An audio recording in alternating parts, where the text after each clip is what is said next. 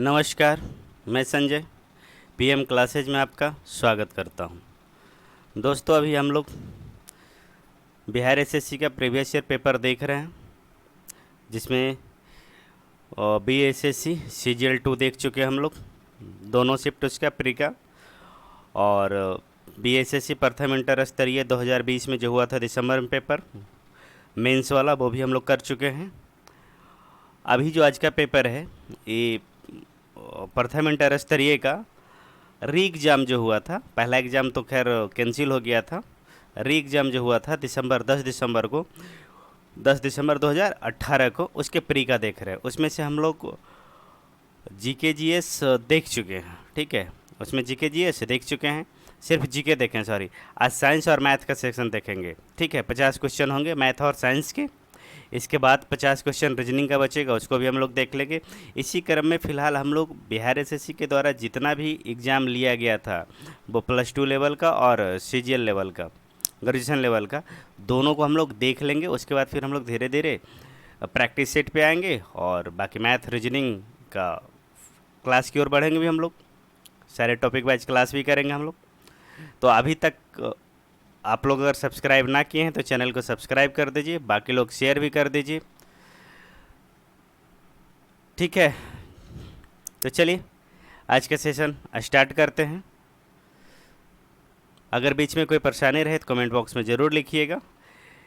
अगर आप लिख नहीं सकते हैं, अगर बातें कहकर बोलना चाहते हैं, लंबी चौड़ी बातें हैं, तो आप टेलीग्राम से जुड़िए और वहाँ पर अपनी बातें रखिए ऑडियो चैट के माध्यम से, ठीक है। तो चलते हैं हम लोग, आज का सेशन स्टार्ट करते हैं।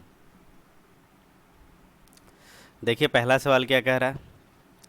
पहला सवाल कह रहा है, देखिए आज का सेशन विज्ञान और गणित का है। शैल क्रिया में पट्टियों के रूप में प्रयोग किया जाता है। शैल क्रिया मतलब देखते हैं कि जो ऑपरेशन वगैरह जो पट्टी होता है ना, ठीक है, हड्डी वगैरह टूटने का आता है, हड्डी पे जो पट्टी किया जाता है वो किसका किया जाता है? कैल्शियम सल्फेट का किया जाता है।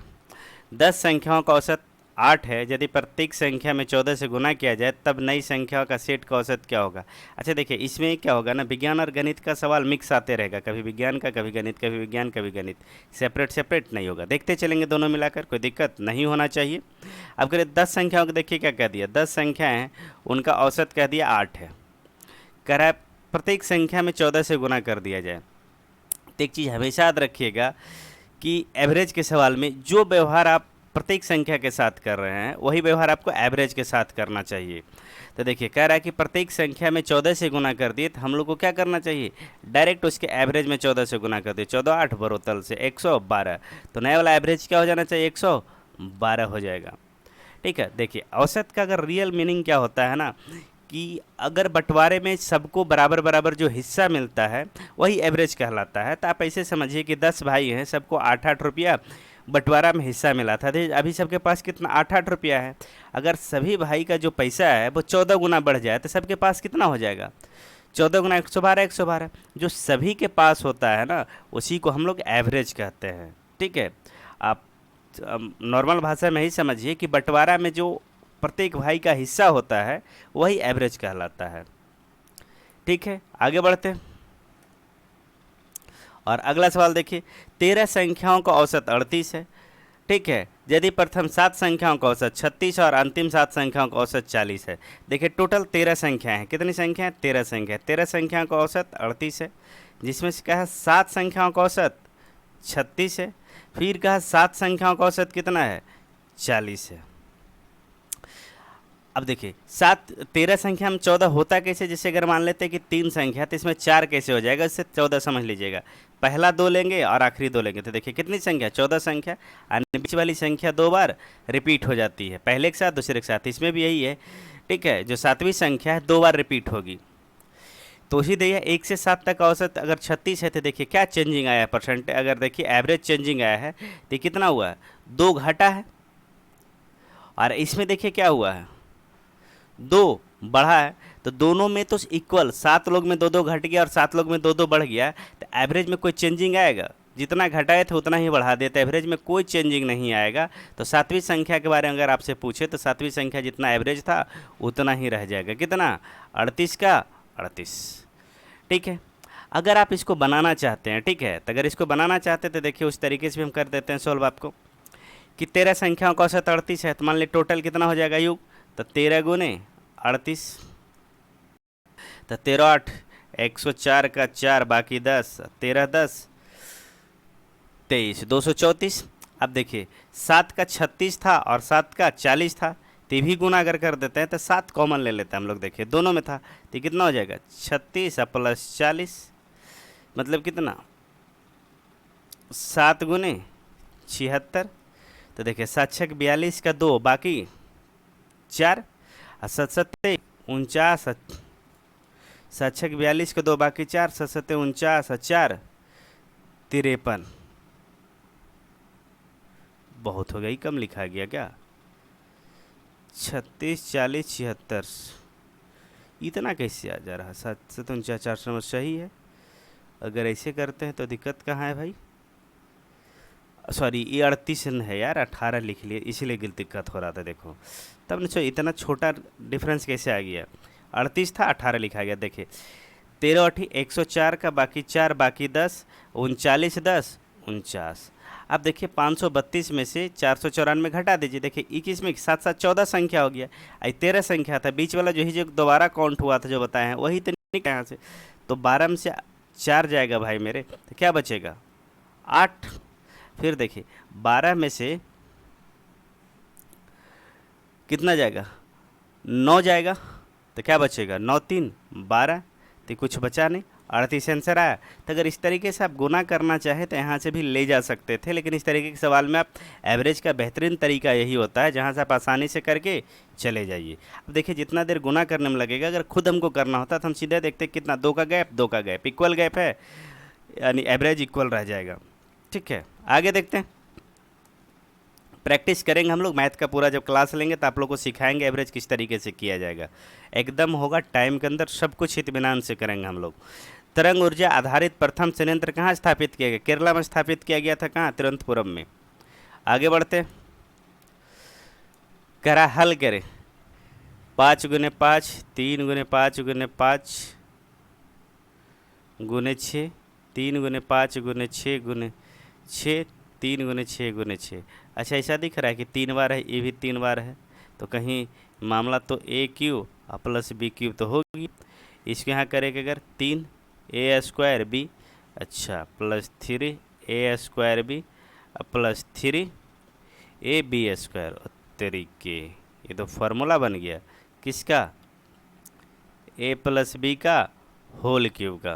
तो ए प्लस बी, ए की जगह पे क्या है 5, बी की जगह पे 6, तो 5 प्लस 6 का होल क्यूब अगर कर दे तो कितना हो जाएगा, 6 5 11 11 का होल क्यूब कितना हो 13 31, कहाँ गया भाई मेरे क्यूब 13 31। ठीक है, अगर आप चाहे तो डायरेक्ट गुना करके भी कर सकते तो कोई दिक्कत नहीं, लेकिन देखते एक साथ लगा एक पैटर्न है, इस वजह से हम यहाँ चले गए।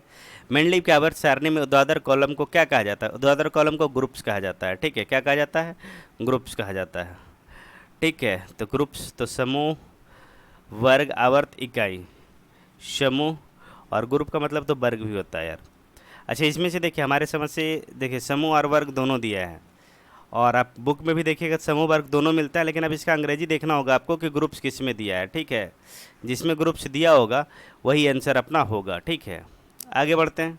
ऐसे आप समूह मार सकते हैं, वर्ग भी तो कहा जाता है, हम किसी एक को नहीं कर सकते। चलिए यहाँ पे जो आपको उचित लगे कर लीजिएगा, देख लीजिए। इसमें ऐसे सवाल में अंग्रेजी देखना होता है इसका कि इंग्लिश में क्या दिया है, जहाँ ग्रुप्स दिया होगा वहाँ मार लेंगे आंसर। आगे बढ़ते हैं। अगला, राकेश व मोहन की कुल वेतन 3,000 रुपये है। राकेश अपने मासिक वेतन का 25%, मोहन 20% बचत करता है। यदि उनकी कुल बचत 700 रुपये हो तो राकेश का वेतन कितना है। अब देखिए दोनों का मिला के वेतन दे दिया है और दोनों का अलग अलग दे दिया है, तो दोनों के यहाँ से बचत भी बच जाएगा, लगता है कुछ काम कर जाएगा। देखिए टोटल परसेंटेज बचत कितना है दोनों का भी, तो 700 बचा कितना 3,000 में, तो 100 में कितना, तो देखिए 2 जीरो से। ठीक है, 2 जीरो, अच्छा 700 है, सॉरी 1 जीरो से 1 जीरो, तो बचा कितना 70/3%। अब यहाँ से देखिए एलिगेशन लगा लेते हैं। राकेश को कितना है 25%, उसके बाद मोहन का कितना है 20%, और दोनों का कितना है 70/3%। एलिगेशन आपको पता है, तिरछा अंतर लेते हैं गुना करके, तो देखिए यहाँ से आप 25 दिए 75, कुछ नहीं तो नीचे एक रख लीजिए आप लोग। 25 तिहाई 75 में से 70 गया, बचा 5। इधर देखिए 20 तिहाई 60, 70 और 60 में कितने का अंतर, 10 का। तो रेशियो किसका आ गया, 2 और 1 का। और यहाँ से राकेश का पूछा, राकेश पहले वाला था तो 3 यूनिट बराबर कितना दे दिया है भाई, देखो तो 3 यूनिट बराबर 3000 दे के रखा है, तो 1 यूनिट बराबर कितना हो जाएगा, 1000 हो जाएगा। तो राकेश का 2 यूनिट था, 2 यूनिट बराबर 2000 हो जाएगा, आंसर हो गया। आगे देखते हैं, निम्नलिखित में कौन सी उत्तक का अंतर कोशिकीय क्षेत्र बड़ा होता है, ये किसका होता है, पैरेनकाइमा का होता है, किसका, पैरेनकाइमा का होता है। आगे बढ़ते हैं, दाद होने का कारण क्या है, दाद कवक की वजह से होता है। किसी धनराशि पर 2 वर्ष में 5% वार्षिक दर से चक्रवृद्धि ब्याज एवं साधारण ब्याज का अंतर 15 रुपया है, तो धनराशि क्या है। अब देखिए साधारण ब्याज चक्रवृद्धि ब्याज का अंतर होता क्या है, अगर रेट में अगर 2 साल का है तो सीधे करता है R² / 100 कर सकते हैं। तो 5 का स्क्वायर 25/100 मतलब 0.25, 0.25 बराबर कितना है, 0.25 का बराबर कितना दे दिया है, 15 दे दिया है। 0.25 किसके बराबर, 15 के बराबर, तो 100% कितना होगा। अगर यहाँ से पॉइंट हटाते हैं, 1 मिनट कलर चेंज कर देते हैं, यहाँ से पॉइंट हटाते हैं तो एक और 100 आ जाएगा यहाँ पे। तो देखिए काट दे इसको, 25 चौका 100, तो 15 चौका 60 पे 2 जीरो और मतलब 6000। एक तरीका था। दूसरा तरीका अगर आप कह सकते हैं तो इसके कह सकते हैं कि P बराबर फॉर्मूला लिखना चाहें तो D × 100² बटा R²। तो P मतलब मूल प्रिंसिपल होता है मूलधन, तो D की डिफरेंस कितना था, 15 गुने 100 बटा R²। तो R कितना था 5, तो 25। ठीक है, अब देखिए काट दीजिए, 25 चौका 100, 15 चौका 60, यहाँ से भी हो जाएगा। तो आप जहाँ से पसंद आए वहाँ से कर लीजिएगा, दोनों जगह से सही है। आगे बढ़ते, अगर सक्सेसिव आप अच्छे तरीके से कर सकते हैं तो यहाँ से आपको निकालने में कहीं कोई तकलीफ नहीं था। फार्मूला के साथ हो सकता है कि एग्जामिनेशन हॉल में फार्मूला भूला जा सकता है। साढ़ के शुक्राणु कहाँ रखते हैं, ये तो तरल नाइट्रोजन में रखते हैं। ठीक है, कई एक बार इस सवाल को पूछता है साढ़ के वृक्ष को कहाँ रखा जाता है, तब क्या रखते हैं, तरल नाइट्रोजन। इसमें शुक्राणु पूछा, सेंस वही है। 18 बाइंडर 12 दिनों में 1200 पुस्तकों की बाइंडिंग कर सकते हैं। 24 दिनों में 800 पुस्तकों की बाइंडिंग करने के लिए कितने बाइंडरों की आवश्यकता है। देखिए इस तरीके के सवाल करने का ना एक ही मात्र तरीका है, एक तरीका अलग है, मतलब हमारे तरफ से एकमात्र कॉन्सेप्ट आपको रखना चाहिए कि जो भी वर्क है ना वो नीचे रख दिए, मतलब जो भी रिजल्ट आ रहा है उसको नीचे रख दीजिए, बाकी सब ऊपर समाज। देखिए 18 बाइंडर है तो लिख दीजिए 18, कई दिन में 12 दिन तो 12 लिख दिए। 12 पुस्तकों को बाइंडिंग कर सकता है तो बाइंडिंग 12 पुस्तक क्या हो गया, काम हो गया, ये तो काम को कहाँ रख दीजिए, नीचे बराबर। 24 दिनों में 24 ऊपर रख दीजिए। 800 किताब दिया है तो 800 नीचे रख दीजिए, किताब तो काम हो गया। ठीक है, कितने बाइंडर की आवश्यकता होगी नहीं मालूम है तो के कर दिए। अब इसका हिसाब किताब पूरा कर दीजिए। देखिए 4 दूनी 8, 4 तिहाई 12, कट गया। यहाँ से काट दिए 12, यहाँ से भी कट गया 12, यहाँ से काट दीजिए 6, तो के का मान कितना आ गया 6, के का मान 6 कहाँ है, बी में। आगे बढ़ते हैं, कोई दिक्कत नहीं होना चाहिए। आगे देखते हैं, 25 प्रक्षेपणों का औसत 76.4 है, परंतु बाद में पाया गया कि 74 के बदले में भ्रम से 47 पढ़ लिया गया, तो सही माध्यम क्या होगा। सही माध्यम नहीं होता है, माध्यम क्या होगा यार, गजब गजब सवाल लिख देता है। आप इसको सही क्या लिख सकते हैं, माध्य लिख सकते हैं, माध्यम कुछ नहीं होता है, माध्य होना चाहिए। सही माध्य क्या है, तो आप ऐसे समझिए 74 के बदले 47 लिखा गया, इसका मतलब एवरेज कम लिखा गया है। वास्तविक अगर लाया जाता है तो एवरेज थोड़ा सा बढ़ना चाहिए, तो एवरेज कितना बढ़ना चाहिए, 74 के जगह पे 47 लिख दिया, तो कितना कम लिखा था। तो आप तो 74 में 47 घटा लीजिए। आपके पास दूसरा तरीका देखिए, 74 और 7 और 4 में कितने का अंतर, 3, 3 को 9 से गुना कर दीजिए, कितना गया 27। आप घटाइएगा भी तो ही आएगा, देखिए घटा ही देते हैं 27। अब ठीक है 27 और बढ़ता तो मतलब एवरेज बढ़ता। ठीक है, तो 27 अगर फिर से अगर सही हिसाब किताब करता, अगर गलती से 47 नहीं लिखा होता 74 ही लिखता तो वो 27 ज़्यादा लिखता। 27 ज़्यादा लिखता है तो कितने प्रक्षेपणों में बढ़ता, 25 में, तो 25 से इसको भाग दे दीजिए। अब देखिए आप तो 27 को 25 से भाग लीजिए, थोड़ा सा चालाकी कर लीजिए, ऊपर नीचे 4 से अपने मन से गुना कर लीजिए। तो देखिए क्या होगा, 27 चौक 78 से 108, अब बटा में 100। अब 2 के बदले क्या कर दीजिए, 2 अंक के बाद पॉइंट रख दीजिए, तो 1.08 एवरेज बढ़ जाएगा। पहले से एवरेज कितना 76 था, तो एक बढ़ के 77 हो गया, पहले से 4 जीरो था, यहाँ कुछ नहीं तो जीरो रख सकते अपने मन से, और 8 बढ़ा दिया 48 हो गया। तो मतलब 76 77.48। कोई दिक्कत? आप इस तरीके से कर लीजिए, ज़्यादा अच्छा है। आगे बढ़ते हैं। अच्छा, एक और इसी में बच गया। बैंगनी रंग का तरंगदैर्घ्य क्या होता है? बैंगनी रंग का तरंगदैर्घ्य सबसे कम होता है और लाल रंग का सबसे ज़्यादा होता है। आगे बढ़ते हैं। कह रहा है एक ट्रेन नई दिल्ली से प्रातः 3 बजे खुलती है और अलीगढ़ प्रातः 4 बजे पहुंचती है, जबकि दूसरी ट्रेन प्रातः 3 बजे अलीगढ़ से खुलती है और नई दिल्ली प्राय 4:30 बजे, प्रातः लिखना चाहिए, प्राय लिखा गया है, ठीक है, प्रातः 4:30 बजे पहुंच जाती है। दोनों ट्रेन एक दूसरे को कब पार करेगी? तो देखिए दोनों ट्रेन 3 बजे खुल रही है, ए ट्रेन है, ए ट्रेन बी है। अच्छा, 3 बजे खुलती है तो टाइम कितना है? देखिए समय अगर हम लोग देख लें तो समय 1 घंटा ले रही है ट्रेन ए, और ये 3 से 4:30 मतलब कितना? 1.5 घंटा। हम 1 और 1.5 का अगर एलसीएम ले लेते हैं तो कितना आ जाएगा? 3 ले लेते हैं, तो मान लेते हैं टोटल दूरी हमारे पास कितना है? 3 किलोमीटर है। तो अगर ये टाइम था तो इसके पास इसका क्या ले लेते हैं हम लोग? स्पीड। तो इसका स्पीड 3 हो जाएगा, और ये 1.5 घंटा में 3 तो इसका स्पीड 2 हो जाएगा। तो दोनों ट्रेन एक दूसरे को कब मिलेगी? जब दोनों दो दिशा में चल रही है। क्या बोलते हैं? देखिए दिल्ली से चल रही है अलीगढ़ की ओर, एक अलीगढ़ से दिल्ली की ओर, तो विपरीत चल रही है, तो दूरी तो यही है। और जब ट्रेनें विपरीत चलती हैं तो उनके चाल के क्या कर देते हैं? जोड़ देते हैं। तो 3 2 5, अब 3/5 दे दिया है। अभी तो घंटा में आएगा, तो इसको मिनट में बदलने के लिए क्या कर देते हैं? 60 से गुना कर देते हैं। 60 से गुना कर दिए तो इससे काट देते हैं। देखिए 12 पचे 60, 12 तिहाई 36, यानी 36 मिनट के बाद मिल जाएगी। तो 3 बजे चलना स्टार्ट हुआ है, 36 मिनट बाद मिलेगा, तो 3:36 पे दोनों ट्रेन एक दूसरे को पार करेंगी। कोई दिक्कत? आगे बढ़ते हैं। देखिए मैथ का भी एक एक चैप्टर हम लोग करेंगे, इत्मीनान से करेंगे, सारे चैप्टर में काफ़ी सवाल का प्रैक्टिस करेंगे। इसलिए अभी सिर्फ प्रीवियस ईयर देख के एक आइडिया लगा लेना है कि सवाल बनते किस लेवल के और किस चैप्टर से कितने सवाल बन रहे हैं। इस बात का सिर्फ आइडिया लगाना है, बाकी कुछ नहीं, बाकी हमारे ऊपर छोड़ दीजिए। मैथ और रीजनिंग यहाँ से स्कोर बनेगा 75 से 80 जो सवाल पूछता है, 1 2 छोड़ के बाकी यहाँ से मैक्सिमम सवाल बनना चाहिए एग्जामिनेशन हॉल में, अगर मेरिट में आना है तो। आगे देखते हैं। ट्रेन ए नई दिल्ली से प्रातः, अच्छा ये तो कर ही चुके अभी यार, कई बार प्रातः होगा ये। देखिए किसी धनराशि पर 3 वर्ष में 10% वार्षिक दर से चक्रवृद्धि ब्याज और साधारण ब्याज के अंतर 62 रुपये है, तो धनराशि ज्ञात कीजिए।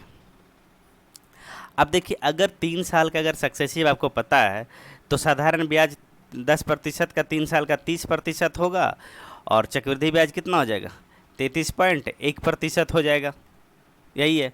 और दोनों के बीच अंतर पूछा तो अंतर कितने परसेंट का होगा? देखिए 3.1% का, और दे दिया है कितना? 62, ठीक है। तो 1% बराबर कितना आ जाएगा? कट जाएगा, 31 दूना 62, अरे पॉइंट के बदले चल जाएगा। 1 यूनिट बराबर 1% बराबर कितना? 20 हो गया। तो हम धनराशि पूछा तो धनराशि होता कितना? 100%। लीजिए यहाँ पर परसेंट का साइन ले लेते हैं। 100% बराबर कितना हो जाएगा? 100 × 20, मतलब कितना? 2000। कहीं है भाई ए में कोई तकलीफ? अगर आपको सक्सेसिव नहीं मालूम था तो फिर आप क्या कर सकते थे? फॉर्मूला लगा सकते थे। पी बराबर क्या होता है? D × 100Q बटा R² × 300 + R। आप इस तरीके का भी फार्मूले का भी इस्तेमाल कर सकते थे। अगर देखिए इसे भी करके दिखा देते, आपको D कितना था? 62 × 100, 3 टाइम्स से भाई 3 टाइम्स लिख दिए। R², 10 का स्क्वायर कितना होता है? 100, और इंटू में 310, 300 + R था 310। अब देखिए काट देते हैं इसको, 100 से 100 कट गया भाई मेरे। अब देखिए 1 0 से 1 0 यहाँ से काट दीजिए, 31 दूनी 62, यहाँ से कट गया। 2 पर देखिए 1 0 और 2 0 यहाँ, ठीक है। तो 2 पर के 0, 3 0, 1 2 3 0। कोई तकलीफ? 2000 यहाँ से भी आ गया। तो आपको अगर फार्मूला पता है ना, तब फार्मूला का इस्तेमाल कर लीजिए। अगर फार्मूला पता नहीं है तो बाकी सक्सेसिव कॉन्सेप्ट का इस्तेमाल कर लीजिए। देखिए फार्मूला के साथ होता है क्या कि एग्जामिनेशन हॉल में आप भूल सकते हैं फार्मूला को, लेकिन अगर आपके पास कॉन्सेप्ट है तो नहीं भूल सकते। जैसे सक्सेसिव आपको पास ध्यान में है तो कोई दिक्कत नहीं है। आगे देखते हैं। मूली एक उदाहरण है। मूली किसका उदाहरण है?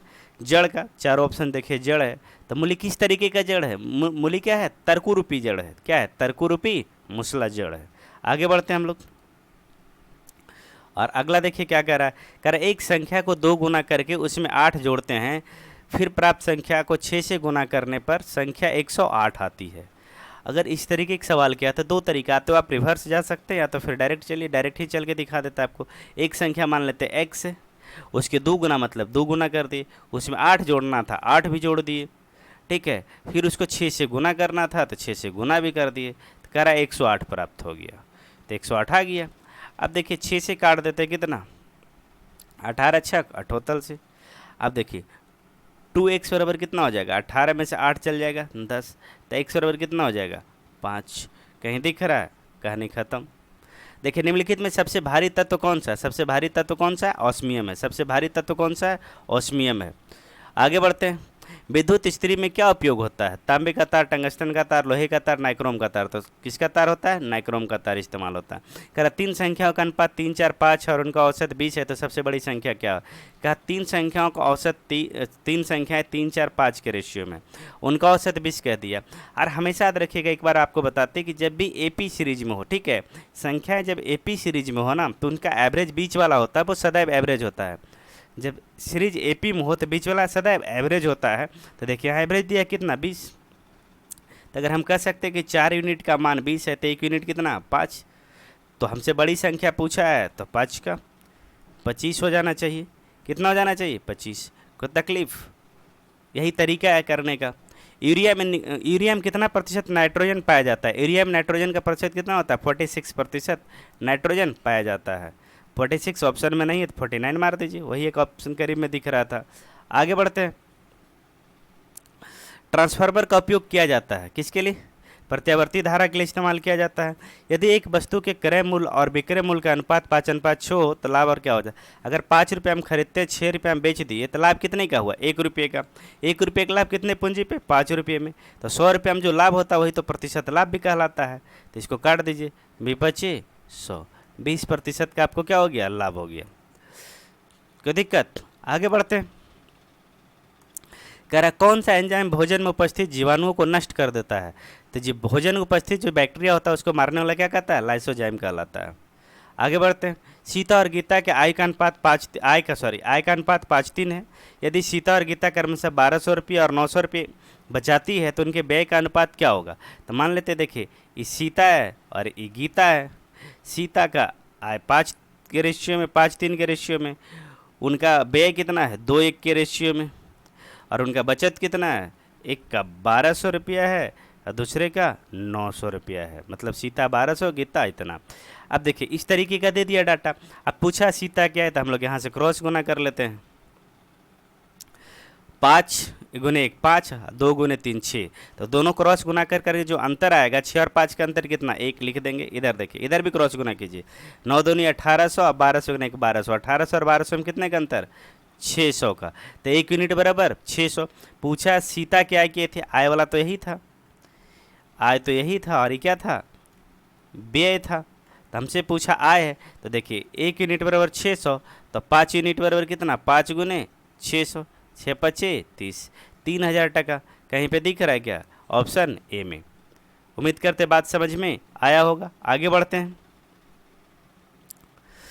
एक कतार में बाएं से कमल का स्थान 14वां और हसन का स्थान दाहिने से 16वां है। इन दोनों लड़कों के बीच में 5 लड़के हैं, तो कतार में लड़कों की न्यूनतम संख्या कितनी होगी। अब देखिए इस टर्म पे ध्यान देना है, न्यूनतम संख्या बोला है, ठीक है। अगर न्यूनतम ना बोलता, देखिए इस सवाल में 2 टर्म हो सकते हैं। क्या बोला है, बाएं से 14वां, बाएं से ले लिए हम किसके बारे में भाई, कमल के बारे में। कौन सा बोल दिया, यहाँ पे कमल है, यह स्थान 14वां स्थान है कमल का, ठीक है। और हसन का स्थान दाहिने से 16 आते। एक काम हम ऐसा भी कर सकते थे, देखिए इधर से लाते हसन को और कह देते 16वां स्थान है दाएं से, और इनके बीच में 5 विद्यार्थी को कहा था तो 5 विद्यार्थी बैठा देते। देखिए 1 2 3 4 5 विद्यार्थी बैठा देते, कोई तकलीफ था। एक कंडीशन ही हो रहा है। दूसरा कंडीशन हम लोग देखते हैं, कह रहा है क्या, कमल का दाएं से 14वां स्थान है, रख लिए। और हसन का क्या कह रहा है, सॉरी बाएं से था, हसन का दाएं से 16वां स्थान है, ठीक है। कौन सा स्थान है 16वां स्थान है, यहाँ पे देख लीजिए। ये भी सही तरीका है। अब करा दोनों के बीच में कितने लोग हैं, तब 5 लोग हैं, तो यहाँ से यहाँ मान लेते हैं और इसको ऐसे मान लेते हैं, तब 5 लोग बीच में बैठा दीजिए। 1 2 3 4 5, दोनों कंडीशन सही है। अगर इसमें देखिए अगर पूछा होता तो मैक्सिमम का केस यहाँ से बनता और मिनिमम का केस यहाँ से बनेगा। दोनों केस इसलिए समझा दे रहे हैं कि मैक्सिमम तरीके का जब सवाल आता है तो दोनों ऑप्शन दे दिया जाता है। जब हमसे न्यूनतम पूछा तो न्यूनतम बच्चा कब होगा, जब एक दूसरे को ओवरलैप करेगा जाके कुछ दूरी तक, तभी न्यूनतम होगा। यहाँ तो मैक्सिमम दे देगा। अब यहाँ से देखिए, अब इतना आ गया 16 है, तो इधर से हमारे पास कितना है, 14वां स्थान है लेफ्ट से, तो राइट से इसका कितना स्थान होगा, तो देखिए अगर ये 16वां था तो 15वां 14वां 13वां 12वां 11वां, और इधर से कौन सा स्थान हो जाता, 10वां। या फिर 16 में से आप क्या कर लेते, 6 घटाते, 5 विद्यार्थी थे, एक यहाँ से 10वां, तो एक देखिए लेफ्ट से उसका 14वां रैंक और राइट से उसका क्या है, देखिए ये राइट का पोजीशन है, ये लेफ्ट का पोजीशन है। लेफ्ट से 14 राइट से 10 है। तो पूछा कि पंक्ति में न्यूनतम कितने विद्यार्थी हो सकते हैं। तो एक चीज़ हमेशा याद रखिएगा, जो टोटल होता है ना, जो टोटल होता है, टोटल जो होता है ना, वो क्या होता है, लेफ्ट प्लस राइट माइनस 1। तो देखिए यहाँ से हमारे पास क्या हो जाएगा, 14 प्लस 10 माइनस 1, 14 10 24 माइनस 1 23 हो जाएगा। अगर यहाँ से अगर हम लोग करते तो यहाँ पे कुछ और आ जाता, कहीं एक जगह लेके चल जाते। अच्छा ज़रूरी नहीं था कि इसको यहाँ लेके आ सकते थे, इसको भी बैक करके यहाँ लेके आ जाते तो कहीं को दिक्कत होने वाला नहीं था। इसको 6 भी करते तो 8 आ जाता। तो देखिए 16 8 और 16 24 माइनस 1 करते तब भी आंसर अपना आ जाता। बात समझ में आया होगा। चलिए आगे बढ़ते हैं। अगला सवाल देखते हैं हम लोग। कह रहा है ए स्क्वायर प्लस बी स्क्वायर बराबर 117 और ए बी 54 है, तो ए प्लस बी और ए माइनस बी का मान ज्ञात कीजिए। मेरा मानना है कि जब छोटा नंबर देना, जो आपके उंगली पे जिसको आप काउंट कर सकते हैं, उसके लिए फॉर्मूला का इस्तेमाल नहीं करना चाहिए, व्यक्तिगत तौर पे मेरा मानना है। अगर आप प्रैक्टिस करेंगे तो आपको भी यही अनुभव होगा। जैसे मेरे पास देखिए 54 आया, तो दिमाग में क्या आ गया, 9 और 6 डायरेक्ट आ गया। अब देखिए 9 6 54, तो यहाँ से देखते हैं 9 का स्क्वायर 81 या 6 का 36, 36 81 117, यहाँ भी सेटिस्फाई कर गया यार। जब सेटिस्फाई कर गया तो क्या करना है, एक बार जोड़ देना, ए प्लस बी तो 9 6 15 और ए माइनस बी तो 9 माइनस 6 3, काट दीजिए, कितना आ गया 5। कहानी समाप्त। क्या जरूरत है इसका फॉर्मूला इस्तेमाल करने का। ठीक है आगे बढ़ते हैं। ए बी सी डी और ये 5 मित्र हैं। ए की उम्र बी से दुगनी है, सी की उम्र बी से आधी है, ए की उम्र ई से आधी है और सी की उम्र डी से दुगनी है। तो सबसे अधिक उम्र किसकी है। जैसे कहा उसी तरीके से करते चलते। जैसे मान लीजिए ए है, बी है, सी है और डी ई, रख लिए पांचों मित्र को। अब देखिए क्या क्या कह रहा है ए की उम्र बी से दुगनी है। ए क्या है, बी से दुगनी है। अगर बी को मान लेते हैं एक्स, तो कितना हो गया 2x, कोई तकलीफ नहीं है। सी की उम्र बी से आधी, तो सी की उम्र बी से आधी, एक से तो x/2 हो गया। ठीक है। ए की उम्र ई से आधी है, ए की उम्र ई से आधी है, तो ये आधी है तो मतलब ये क्या, ये 4x होगा तब तो आधी होगा। और सी की उम्र डी से दुगनी है, सी की उम्र डी से दुगनी है, मतलब इसका ई आधा है, x/4 हो गया। तो सबसे अधिक उम्र साफ साफ दिख रहा है 4x, ई का हो जाएगा, किसका हो जाएगा, ई का हो जाएगा। बाकी दिमाग ही नहीं लगाना है, सिंपल जैसे कहे बढ़ दीजिए। एग्जाम का एक सबसे बड़ा फंडा होता है, आप सोचना मत शुरू कर दीजिए कि क्या करें, आपको जो उचित लगता है करना शुरू कर दीजिए। आंसर करने से आएगा भाई, सोचने से नहीं आएगा, ध्यान रहे इस बात का। आगे बढ़ते हैं। कह रहा है एक बेईमान दुकानदार लागत मूल्य पर अपना सामान बेचता है, परंतु 1 किलोग्राम के बदले 950 ग्राम के वाट का उपयोग करता है, तो इसका लाभ प्रतिशत ज्ञात कीजिए। कहना ये चाह रहा है कि 1000 ग्राम और 950 ग्राम, यही बात कर रहा है। वो 950 ग्राम का सामान 1000 ग्राम कहकर बेच दे रहा है, यही कह रहा है 950 ग्राम का सामान 1000 ग्राम कह के बेच दे रहा है। इसका मतलब 950 ग्राम के बदले 1000 कह के बेचा, तो लाभ कितना कमाया, 50 का। कितना में, 950 में। तो 100 में क्या होगा रे भाई, यही तो प्रतिशत लाभ होता है।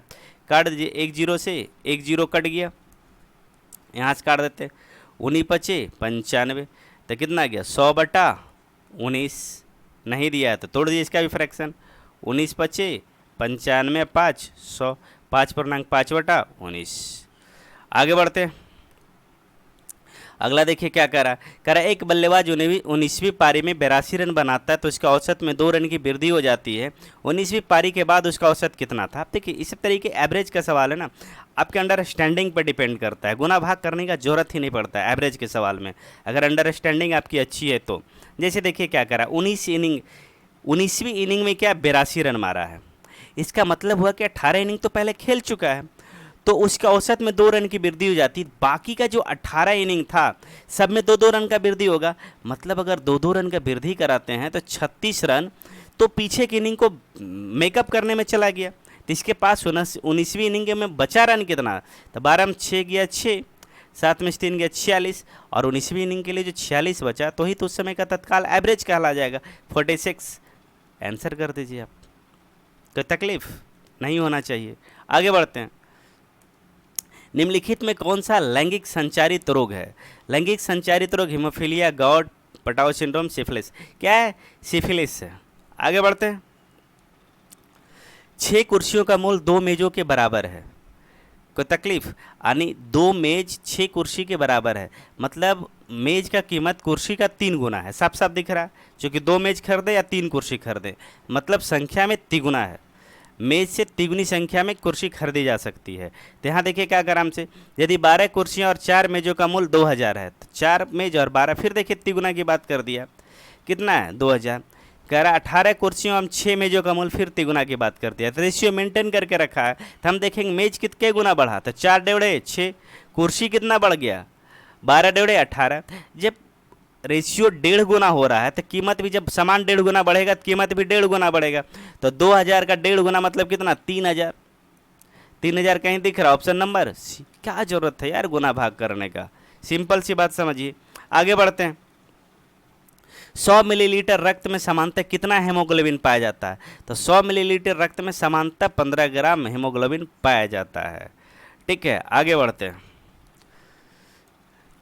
किसे कोशिका की आत्महत्या की थैली कहते हैं। कोशिका की आत्महत्या की थैली लाइसोसोम को बोलते हैं। किसको, लाइसोसोम को बोलते हैं। 5 घंटे एक साथ बजना आरंभ करती हैं, फिर वो 2, 4, 6, 8 एवं 10 सेकंड के अंतराल पर बजती रहती हैं। तो वह सभी घंटे एक साथ 24 मिनट में कितनी बार बजेंगी। एक बेहतरीन सवाल होता है इस तरीके का। देखिए अब हमारे पास तरीका 2, 4, 6, 8, 10 का एल्शियम ले ले। तो देखिए एल्शियम लेने का तरीका 2 लिख दिए, 4 के लिए 2, 2 नहीं 4 हो गया, 6 चाहिए 2 पहले से है, 3 लिख दिए, 6 का भी निपटारा हो गया, 8 का तो 2 दूनी 4 पहले से, 1 2 और ले लिए, 8 भी निपट गया। 10 का 2 पहले से, 5 ले लिए। अब देखिए 5 दूनी 10, 10 तिया 30, 30 का 120, यानी 120 सेकेंड, यानी कह सकते हैं कि 2 मिनट। क्या 2 मिनट, 2 मिनट में फिर ये लोग बजेगा एक साथ। तो कह रहा 24 मिनट में, तो 24/2 कर दीजिए, 12 बार। ठीक है, पूछा 24 मिनट कितनी बार एक साथ बजेगी, तो 12 बार प्लस 1 बार, 13 बार इसका सही आंसर होना चाहिए। अब देखिए आपके मन में हो रहा है कि एक जोड़े क्यों, तो ऐसे समझते हैं कि हम लोग 2 ही मिनट बजाते हैं घंटी को। तो घंटी जब पहली बार बजना स्टार्ट किया भाई मेरे, तो जब स्टार्ट किया 0 सेकेंड पे, तब भी तो एक बार बजा सब लोग एक साथ, और फिर 2 मिनट बाद फिर एक बार बजा, तो 2 मिनट में कई बार बज गया, 2 बार। जबकि अगर हम निकाले कॉन्सेप्ट 2/2 कितना आता है 1, इसलिए जो 0 जो स्टार्टिंग हुआ है उसके बदले 1 जोड़ना पड़ा। ठीक है, चूंकि घंटी पहली बार बजा तो सही, जब एक साथ बजना स्टार्ट हुआ है, आरंभ हुआ है, तो सब तो बजा, तो उसको भी तो काउंट करना होगा कि घंटी कितनी बार बजी 24 मिनट में, तो आरंभ में भी तो बजी घंटी, तो इसलिए 12 1 13 इसका एग्जैक्ट आंसर होना चाहिए। और यही आंसर जारी भी किया जाता है बोर्ड की तरफ से। ठीक है, लेकिन कई लोग इसको 12 भी मान लेते हैं, जो कि हमारे समझ से उचित नहीं और बोर्ड के भी समझ से नहीं। अब देखिए जिस भी एग्जाम में अगर आपको आंसर की जारी किया जाता है वहाँ मिला के देख लीजिएगा, वो 13 ही माना जाता है, और लॉजिकली 13 सही भी है। आगे बढ़ते हैं हम लोग और अगला सवाल देखते हैं। कह रहा है गुरुत्वाकर्षण जी का मान क्या होता है। गुरुत्वाकर्षण जी का मान होता है 9.8 मीटर प्रति सेकंड स्क्वायर। बायोगैस का मुख्य अवयव क्या है। बायोगैस में मुख्य रूप से क्या पाया जाता है, मीथेन पाया जाता है। गर्म सूप स्वादिष्ट होता है क्योंकि मसालों का मिश्रण होता है। इसका पृष्ठ तनाव कम हो जाता है, इसका पृष्ठ तनाव बढ़ जाता है या गर्म होता है। अच्छा, गर्म सूप स्वादिष्ट होने के कारण क्या है ना, कि इसका पृष्ठ तनाव कम हो जाता है। किसी भी चीज़ को गर्म करने पर पृष्ठ तनाव कम होता है। पृष्ठ तनाव कम होने का मतलब है उसकी सिकुड़ने की क्षमता कम हो जाती है, मतलब उसका फैलाव तेज हो जाएगा। और सूप जब गर्म होता है या गर्म कोई भी चीज़ हम खाते हैं ना, तो वो जीभ पे ज़्यादा दूरी तक फैलता है, और जितना फैलेगा उतना ज़्यादा स्वाद जीभ को मिलता है, यानी जीभ की स्वाद कलिकाएँ तक ज़्यादा पहुँच पाता है। इस वजह से गर्म सूप स्वादिष्ट होता है। आगे बढ़ते हैं। कह रहा है रमेश को किसी संख्या के आधे को 6 से तथा अन्य आधे को 4 से विभाजित करने को कहा जाता है और उसके परिणाम को जोड़ दिया जाता है। ऐसा करने के स्थान पर रमेश दी गई संख्या को 8 से विभाजित करता है तो सही उत्तर में 8 की कमी हो जाती है। तो सिंपल सी बात का आधा आधा मान लेते, संख्या कितना है 2x है, तो आधा x को 6 से भाग दे दिया और जोड़ना था तो आधा को 4 से भाग करके जोड़ दिया और बाकी करने का स्थान पर क्या करता है पूरे को वो 8 से भाग दे दिया, एक कम ही कर दिया था। ऐसा करने के बाद क्या हो गया है ना कि सही उत्तर से 8 कम आता है, सही उत्तर से 8 कम, अगर इसमें 8 जोड़ दें तो सही उत्तर के बराबर हो जाएगा। अब आगे देखिए सोल्व करते हैं इसको। तो 4 और 6 10x बटा 24 बराबर में देखिए कितना 2x 8 64 बटा 8, काट दीजिए इसको, 8 तिहाई 24, तो देखिए 10x इधर कितना बराबर में 6x अब प्लस 4 तिया 12 को 2, बाकी 1 6 तिया 18 1 19 192, तो x इधर लाते हैं तो 4x बराबर कितना 192, तो x बराबर 4 से भाग कीजिए, 4 चौका 16 8 चौका 32 48, और हम लोग टोटल संख्या माने कितना थे 2x, तो 2x बराबर कितना हो जाएगा 48 इंटू 2 96, कहीं पे दिख रहा ऑप्शन नंबर 6। आगे बढ़ते हैं। कह रहा एक थैला में 1 रुपया 50 पैसा और 25 पैसे के सिक्कों का अनुपात 1:4 है। यदि कुल सिक्कों का मूल्य 160 रुपये तो 25 पैसे के सिक्कों की संख्या कितनी है। हमारे पास देखिए 1 रुपया का 50 पैसे का 25 पैसे का सिक्का है। अब इसकी संख्या देखिए क्या है, संख्या हमारे पास दे दिया है 1 4 4, यही रेशियो दे दिया है। अब इसका मूल्य क्या होगा, हम लोग मूल्य निकाल लेते हैं। देखिए अगर 1 रुपये का 1 सिक्का तो मूल्य 1 रुपया, 50 पैसे का 4 सिक्का मूल्य 2 रुपया, 25 पैसे का 4 सिक्का मूल्य 1 रुपया। अब हमारे पास टोटल कितने मूल्य का था 160 मूल्य का। यहाँ से अगर यूनिट की बात करें तो 2 1 3 1 4, 4 यूनिट के बराबर कितना हो गया 160, तो 1 यूनिट का वैल्यू कितना आ गया 40। अगर हमसे मूल्य पूछेगा तो इस वाले से रेशियो से गुना करेंगे, अगर संख्या पूछेगा तो इस वाले रेशियो से गुना करेंगे। पूछा कि 25 पैसे के सिक्के के बारे में, 25 पैसे का रेशियो कितना 4 है, तो 4 यूनिट बराबर कितना हो जाएगा 40 गुने 4 160 हो जाएगा। कोई दिक्कत। कह रहा एक संख्या का 3/5 भाग, एक संख्या का 3/5 भाग उसके 1/3 भाग से 20 अधिक है, तो संख्या मान लेते क्या x है। कह रहा एक 3/5 भाग, ठीक है, उसके 1/3 मतलब x/3 से कितना 20 अधिक, मतलब दोनों का अंतर 20 हो जाएगा। अब देखिए 9x माइनस 5x तो कितना हो जाएगा 4x बटा 15 बराबर कितना 20, तो इससे काट दीजिए कई बार में 5 बार में, तो x बराबर कितना आ गया 15 5 75, x बराबर कितना आ गया 75। कहाँ दिख रहा है वो संख्या भाई, यहाँ डी नंबर ऑप्शन में। आगे बढ़ते हैं। कह रहा कोई धनराशि साधारण ब्याज की दर पर 4 वर्षों में स्वयं की 3/2 गुनी हो जाती है, तो ब्याज की वार्षिक दर क्या है।